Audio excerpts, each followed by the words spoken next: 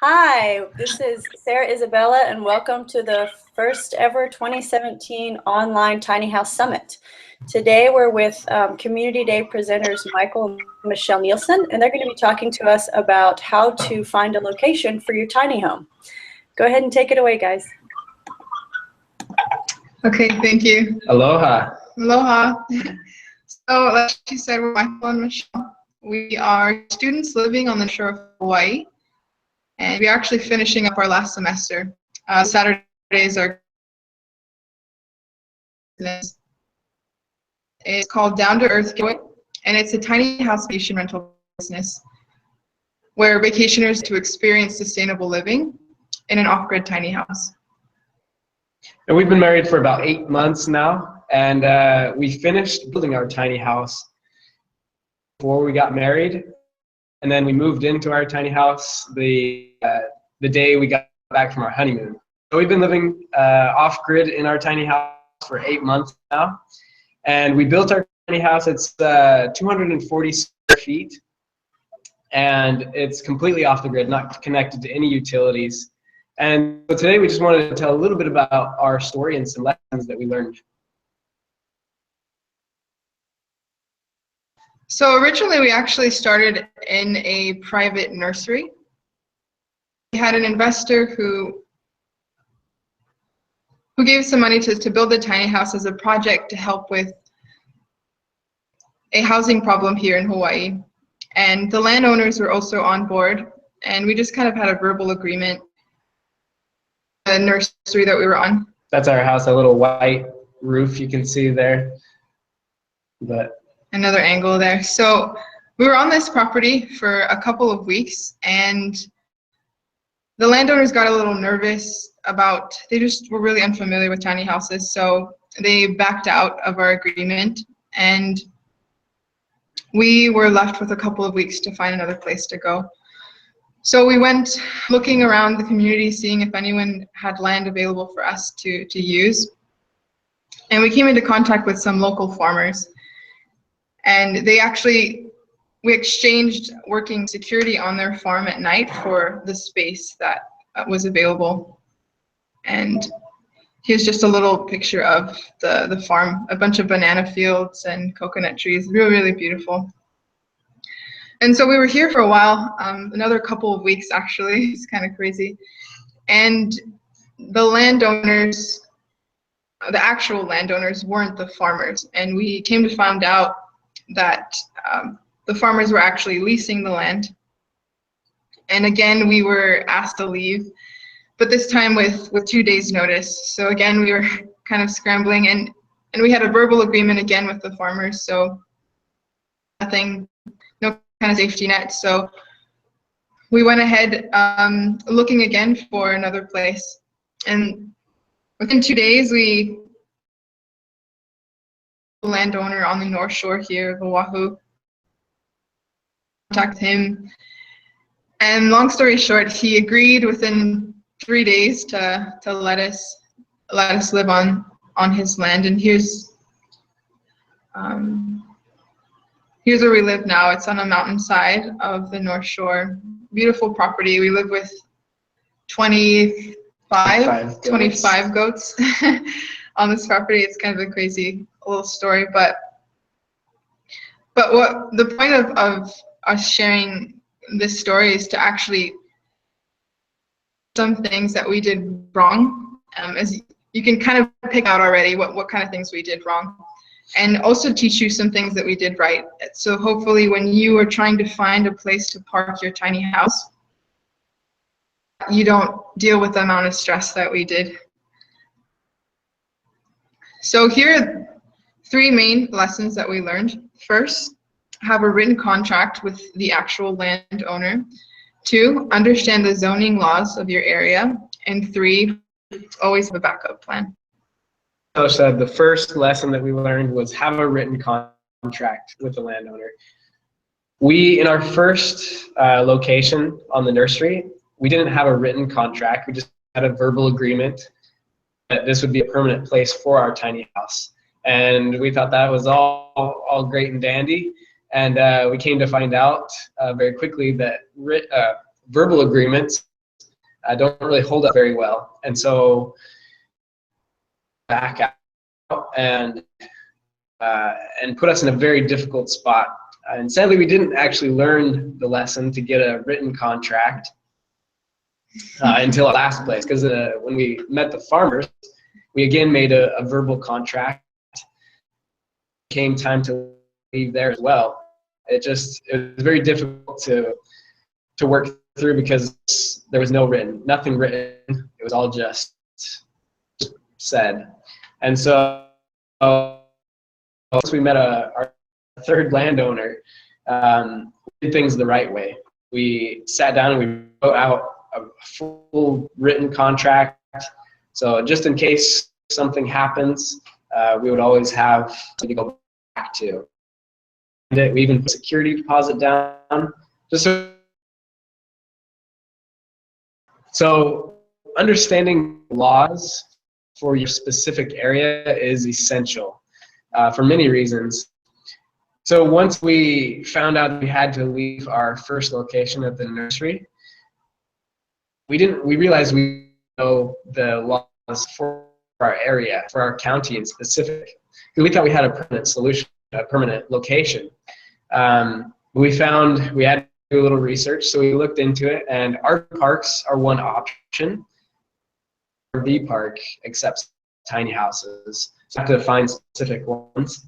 There aren't any RV parks where we're at, so when it came down to us, we found that privately owned land is really the only, really the only way to go. And once you get into leased land, it gets very difficult, very sticky situations.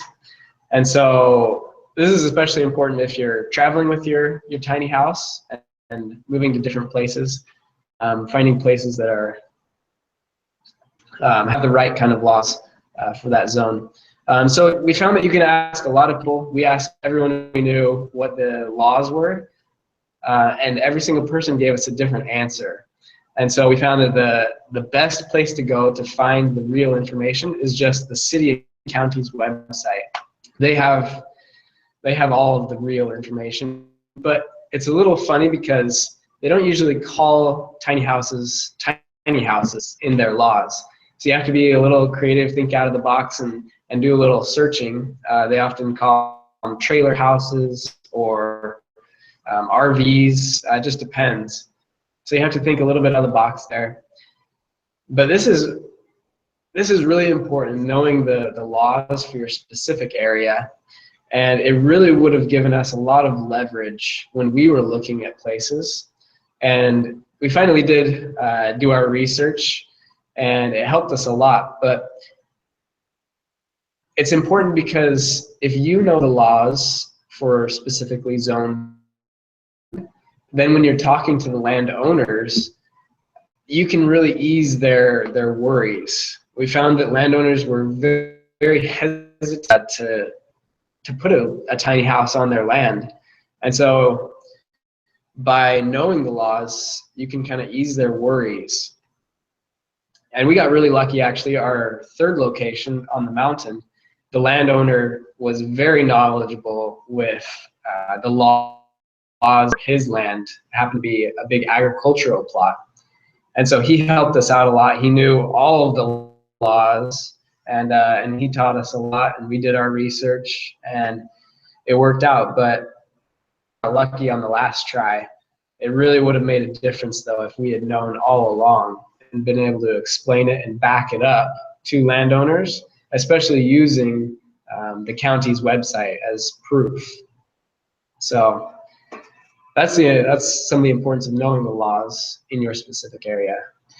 And the third point is to always have a backup plan. The first time we had 2 weeks to move. The second time we had 2 days. You don't want to be desperate and stuck between a rock and a hard place in regards to where to put your home. It was a nightmare for us, and we don't want that for anyone, really. And so just things to think about if you ever really need to move. You have to plan not only tiny house is going to be, but you have to plan for the equipment that's needed to move your house. If you don't have a truck with a hitch to tow the house, or to store all the stuff that's not bolted down to the house, like solar panels or the water catchment system like we had. You kind of have to plan ahead for those things too. So not just that, but something that we unknowingly actually did right and that helped us, even though we didn't have a backup plan, is that we were well networked. One thing that we would suggest to everyone is to talk to everyone about your tiny house. You never really know who in the future could be that person to really save you in the end. And that connected us to the landowner that we work with now. She doesn't have land here on the island. She just happened to know him and happened to know that he was into living sustainably and was even open to something like what we had to offer with our tiny house, and that had this land available. So you really never know who can help you. I would say is to talk to everyone in your community about it, to have their support and just kind of be excited with you about your home and this tiny house movement, really. But secondly, I would say to connect through tiny house social media networks. I'm a part of a couple different Facebook groups with tiny house kind of focuses, and I can't tell you how many times I've seen people post land that's available for renting or parking tiny homes. So there's a lot available. And even just, not even just in your community, if you want to move around, if you're one of those mobile tiny homes, it really opens up your opportunities. And the second thing that we did unknowingly that actually helped adapting to the many times that we have to move was that our house was actually able to adapt on or off grid. And this is important because not every land that can be available for parking will have, connection to septic or sewer or electricity or water. So you have to be able to stand on your own. Now there's nothing available for us. So having that off-grid option was super important and really made it possible for us to have a home we do. With the pictures really didn't do it justice. We have an amazing view of the North Shore with the best waves in the world, some say. And it really wouldn't have been possible if we needed to have water flowing into our house from the grid. And so this really just opens up your opportunities. And one other thing about moving your tiny house, since we had to move it so many times, we weren't expecting this, but power lines, at least in Hawaii, is a major issue.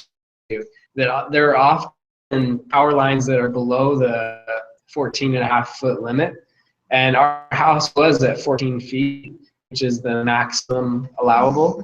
And so there were times when we actually had to lift up a couple power lines, but you want to map out your course first. So when you're looking at possible places for your tiny house, that you drive the way and you look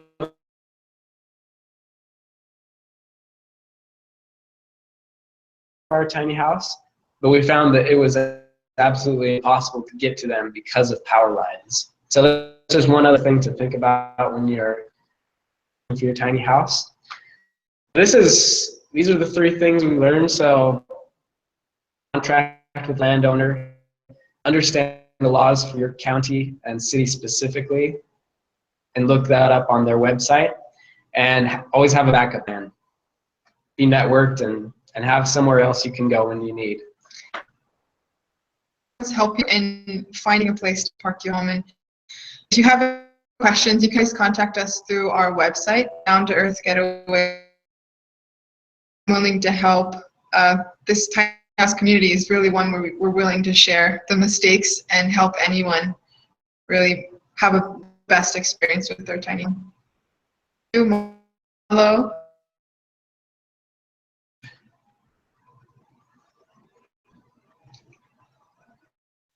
Thank you so much. I'm sending you guys some questions, but I'm going to ask you some questions as well, just in case the audio on your end is a little weird.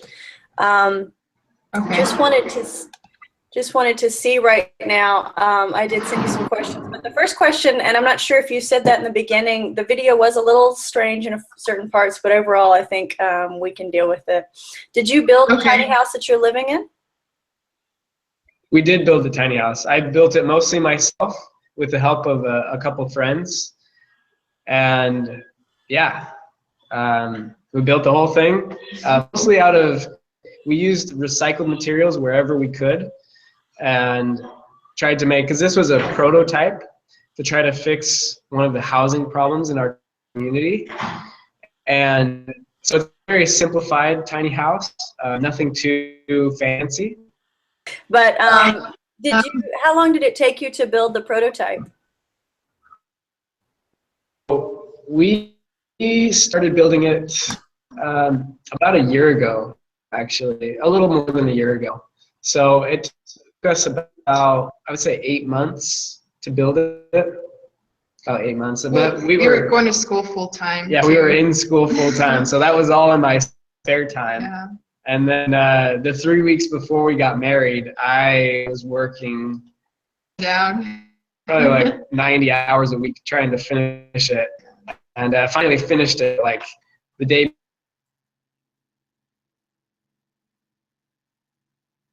Took us about, I'd say, 8 months total. Okay.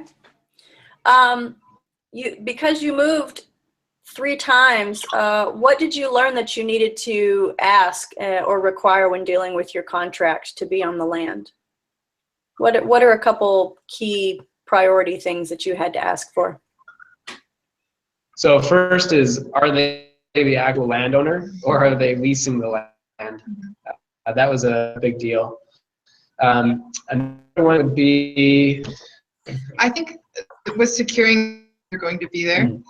I think that really made me want to sit down and write a contract with them is to help both of us understand how long we were going to be there, and that there was some security in us not having to move in.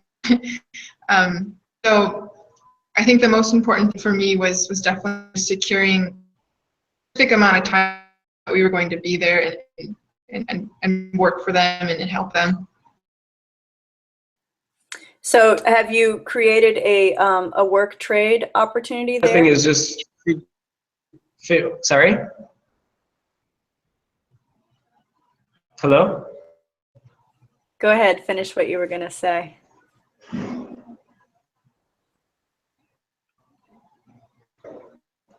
Hello? Yes. Hello? Did you get it? Yes, go ahead. Okay. And so, like Michelle said, is securing a certain time period. And the last thing I would say is making sure that their land is zoned just figuring out what zoning their land is. Has a specific law, has specific laws for parking tiny houses. Some allow it, some don't. Some, like for example, you have to move the tiny house every 30 days technically. And so just knowing the specific zoning, that piece of land. Perfect. That leads me to my third and final question that I typed in there. What key questions, 2 or 3 questions that you would suggest people ask when talking to zoning regulations office about finding a good place or a good space or what's available? Just the rules about structures, like additional structures on the property. If you are mobile and off-grid, you have a greater chance of kind of fitting in that gray area for a lot of different zoned lands. And so if you need to connect to septic, it gets a lot more complicated. So I would ask what the rules are for a off-grid structure versus